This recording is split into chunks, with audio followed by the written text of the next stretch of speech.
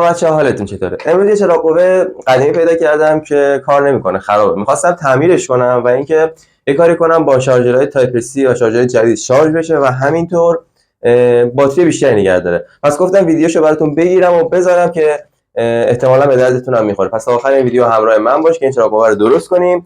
و یه نکته دیگه بچه‌ها، این اولین ویدیو بلند کانال منه بعد از 50 تا شورت ویدیو و قبل از اینکه این چراغ قوه رو تعمیر کنم من میخوام خودم به شما معرفی کنم. خیلی سریع بهتون میگم. اسم من امیر محمده، اینجا کانال استاد ساخته و مهارتایی که من دارم یه سری مهارت رباتیک، هوافضا، برنامه‌نویسی، الکترونیک، برق، مکانیک و یا طراحی صنعتی و غیره که نمیگم توی همشون خبرم، ولی میتونم اینو بهتون بگم که چیزی نیستش که نتونم انجامش بدم و من تنها نیستم. یه تیمی داریم ما و احتمالاً اکثر ویدیویی که شما ببینید تنهایی باشه، ولی خب سعی میکنم تیمم درگیرش کنم. خدمتتون عرض کنم که من تقریبا از 5 سال پیش خودم به شخص مربی روباتیک هستم بیشتر، حالا چیزای دیگر کاری نداریم و این چنل زدم تا بتونم ساختمانو با شما به اشتراک بذارم و اینکه بتونم یه چیز حالا جزئی یا چیزی که به دردتون بخوره رو بهتون یاد بدم. امیدوارم که مفید باشم. پس تا اینجا اومدی ویدیو برام لایک کن و کانال منو سابسکرایب کن. یه توضیح دادم دیگه بهتون و بریم برای تعمیر این چراغ قوه. بچه چراغ قوه ها چی میشه که خراب میشن؟ دو تا حالت داره. یک چراغ قوه به غیر از این دو تا حالت چیز دیگه ای نداره که اون دو تا حالت چیه الان بهت میگم. ببین چراغ قوه بخش اصلیش تشکیل شده یعنی از 3 تا بخش میشه گفت تشکیل شده دیگه. یه دونه چراغ حالا LED یا حالا چراغ قوه قدیمی لامپ داشتن، بعد حالا برای بعضیتون ممکنه چند تا اینجا LED داشته باشه و یه بخش باتریشه که نیروی برق این چراغ رو تامین میکنه و در نهایت یه دونه مدار شارژشه که اکثرا 99% که نه، در عکس 70% مواقع باتریش خراب میشه این چراغ، چون اینا باتریشون اسیدیه.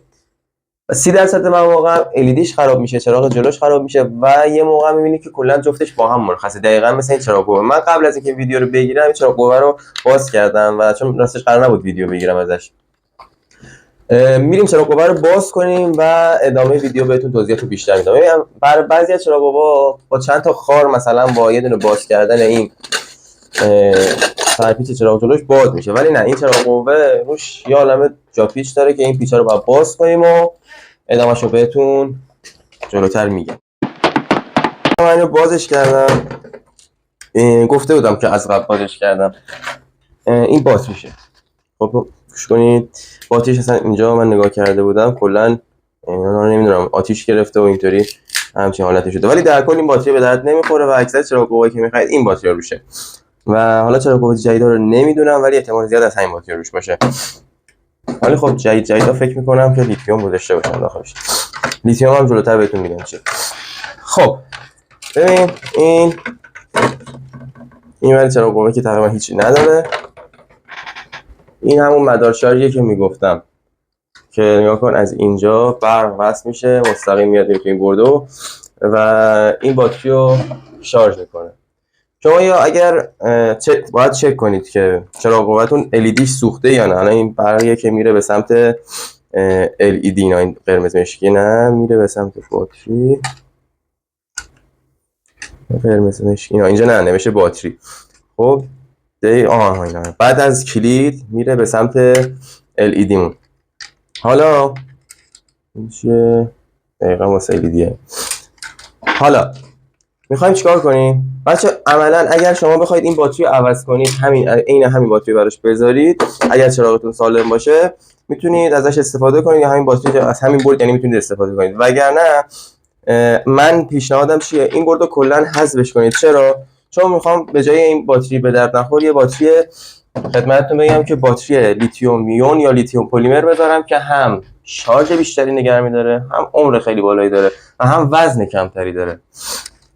خب من اول از همه اینو حذفش باید بکنم. خیلی ساده و سریع من لوازمی که نیاز دارید رو بهتون توضیح بدم. ببین این چراغ قوه من هم لامپش سوخته، همین که باتریش خراب شده. حالا اگر شما لامپتون سوخته بود، یعنی LED تون سوخته بود، دو تا حالت داره. یا مثل این چراغ قوه شما یه دونه LED میخوره، LED وات بالا میخوره این تهش که برای من اینه. این حالا اسمشه، نمیدونم تو ببین میفته یا نه. و این چراغشه. حالا بازش بکنم واضح‌تر نشون بدم. فکر کنم اینو 70 تومن خریدم. چقدر مشابه سفته. باز شد. خب ببین همین بچه یه ذره نگاه کن، فلفل نبید چه ریزا بشکنید چه تیزه. نگاه کن همین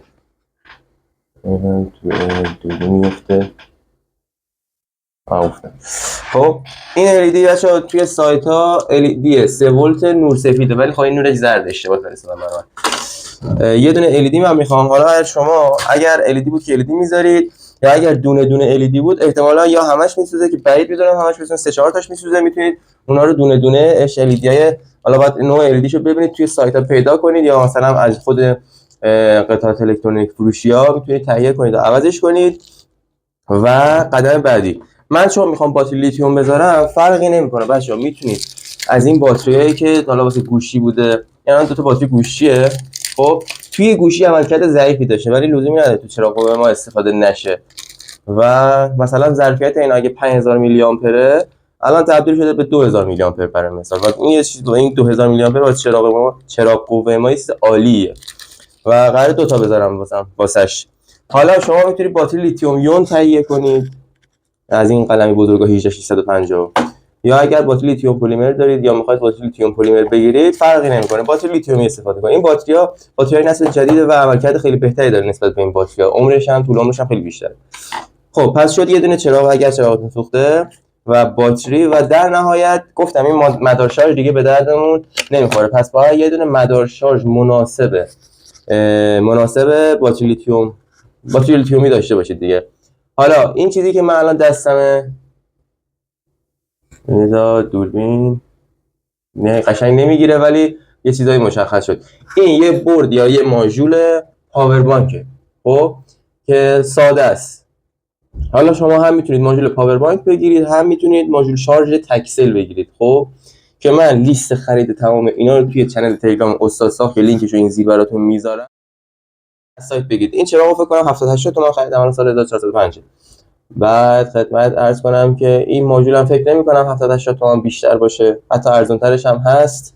باتری هم که داشتم، حالا شما بخواید بگیریدم فکر می‌کنم دونی 200-300 تومن حداقل باشه. خب بریم که توضیح کوتاه بهتون بدم. بچا این ماژول شارژ ما ورودیش میشه تایپ سی، درگاه تایپ سیه که همون شارژر گوشه خودمونه. خروجیش یه منفی و مثبته که منفی و مثبت اون قراره وصل بشه به منفی و مثبت باتری که روش مینویسه اکثرا.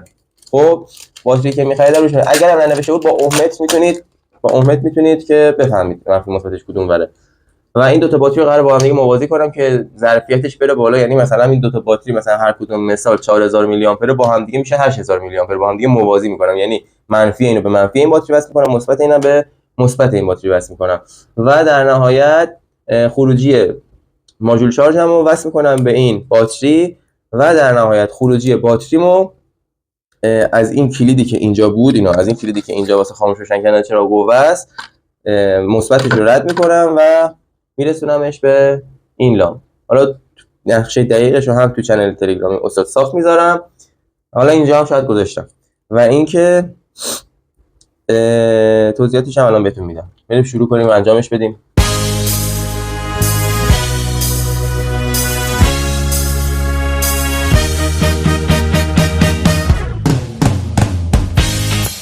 بچه‌ها من الان تو باتری با هم دیگه وصل کردم، رو گذاشتم با هم دیگه و مثلا این باتری گوشی یه بردی داره که ما به اون اصلا نیازی نداریم. من گذاشتم اون به خاطر اینکه راحت‌تر این دو تا باتری با هم دیگه لحیم یا وصل کنم.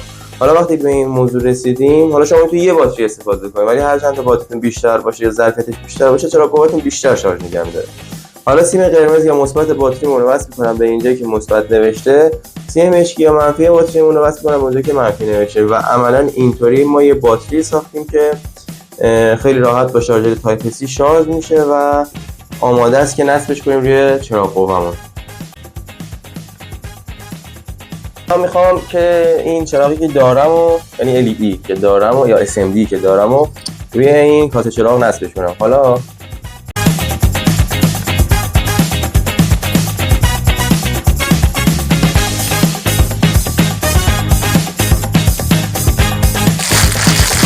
خیلی خوب، این چراغ قوه رو الان ما بستیم. بچه یه مشکلی که این دیگه داشت، کلیدش هم حتی خراب بود. این رسما چراغ قوه رو از اول ساختیم. خب الان باتری رو وصل کردم، شارژر رو وصل کردم. بچه اینجا جا نمیشد این باتری، مجبور شدم با این کفشینه اینجا رو بتراشم این جاش، یعنی این چیزایی که داخلش بود و مخلفات دیگه بود بشکنم. کلیدش هم خرابه، پس سیمش رو میکشم بیرون که بعدا یک کلید اضافه کنم. احتمالاً جای کلید دارم با پین ترسبودی بزنم، چون از این کلید گیر نمیارم، حوصله ندارم برم بازار. این سیمش هم که گذاشتم اینجا که آخر سر با یه چسب چیزی وصلش کنم اینجا. اینم که چه خوب. حالا بریم ببندیمش. بچا اینو من میخوام با این مشبه ها بذارم این تو، این باتری نگه داره دیگه، تکون نخوره که تکون بده دیگه تق تق کنه، تق تق کنه. خب میذارم حواسم باشه که چیزی از خودم نندازم، چیزی از این بیرون نزنه.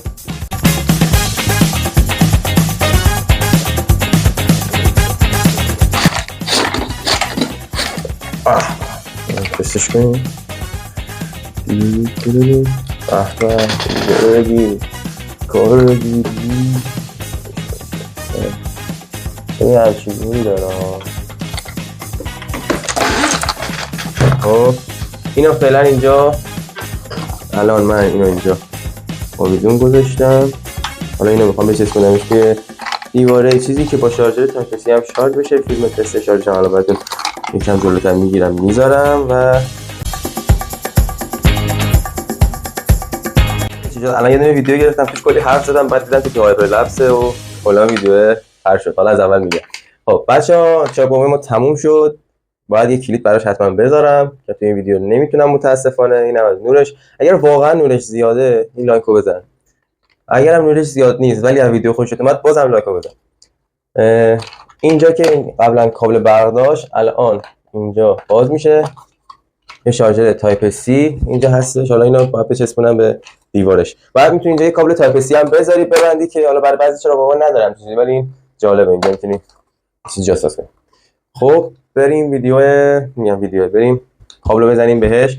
بچه‌ها برای ویدیوهای دیگه چنل من حتما داشته باشید که ویدیوهای دیگه رو از دست ندید دیگه. حالا من هم ساختنی میذارم هم آموزش میذارم.